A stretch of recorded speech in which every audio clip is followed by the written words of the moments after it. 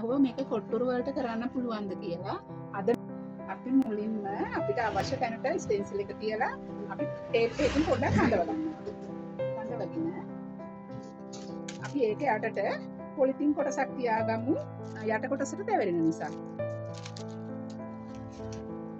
මේ පොලිතින් කොටසක් යට තියාගන්න ඊට එහා පැත්තට තැවෙරෙන නිසා තමයි අපි ඒක කරන්නේ.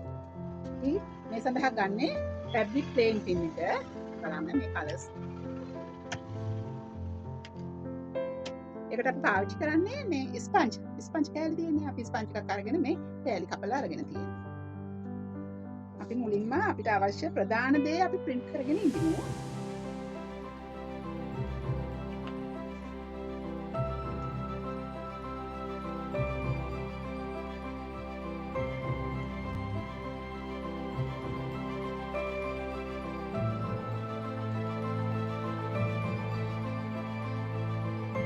ඊපස්සේ අපි මාල් ටික තමයි රෝස් පාටින් හත් පාටින් පේන්ට් කරේ. අපි ඊට පස්සේ කොළ ටික කොළ පාටින් පේන්ට් කරනවා. ඒකට අපි කලින් වගේම ස්පන් කොටසක් අරගෙන මේක ටික මේකට අරගෙන කොළ ටික කරනවා.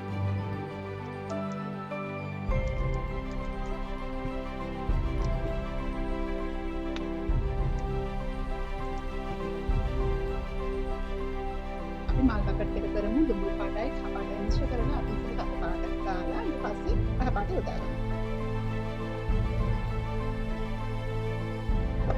මේ අතරටම කහ පාට යොදා ගන්නවා. මේකට කියන්නේ ෂේඩ් කරනවා කියලා. පාට දෙකක් කලම් කරලා කරන්නේ.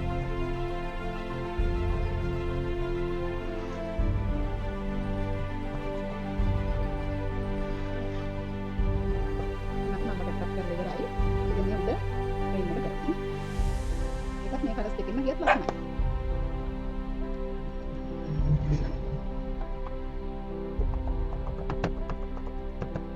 දැන් අපි කරගෙන ඉවරයි. මුලින්ම කරගත්තා. අපි බලමු මේක කොහොමද කියලා. මුලින්ම සෙලෝ ටේප් කොටස් දෙක පන්නලා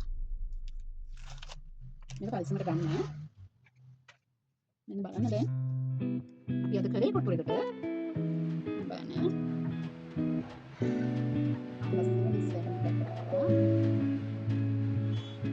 මගේ කලින් වීඩියෝ එක බලලා ඔයාලා ගොඩක් දෙනෙක් මේ කරලා පෙන්නේ කොටුරේකට. එහෙනම් සුබ දවසක් ඔයාලට. මගේ වීඩියෝ එක හොඳයි නම් ෂෙයා කරන්න, කමෙන්ට් කරන්න. ඉදිරියේදී නැවත මේ වගේ වීඩියෝ එකකින්